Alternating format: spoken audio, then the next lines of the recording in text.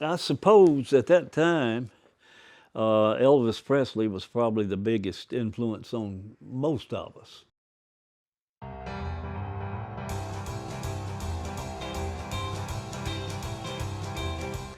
I guess the first time I did anything on stage was Spooner Oldham, and he was my best friend in the ninth grade. And like he said, at the Hall of Fame banquet there, we were walking around in the halls and run into an old piano, and he had just started playing piano, and had formerly played a mandolin.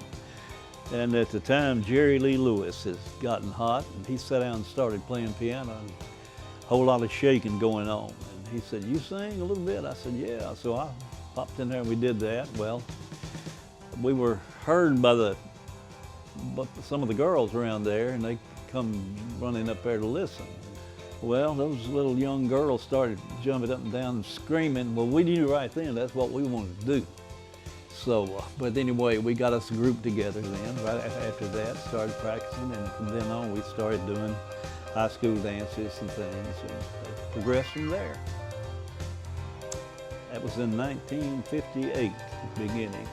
Back then they had talent shows just, everywhere. We started out with just 3 of us, and then picked up at another talent show we went to, and then picked up a drummer named Roger Hawkins, who became famous worldwide along with Spooner. And we had a pretty good little group there for 2 or 3 years. We were together. Then we kind of branched out and went other ways. But that was probably from 1958 up through around 1963. Most of us were pretty much together. I played shows regularly and weekends around the area until I was, of course I was 16, and I did shows regularly until I was about 55. And of course that's a long time ago now. Of course I'm 81 years old now, but yeah, it was till I was 55.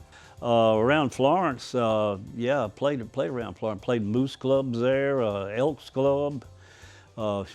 Played shows over in Sheffield. The Sheffield Community Center was probably the biggest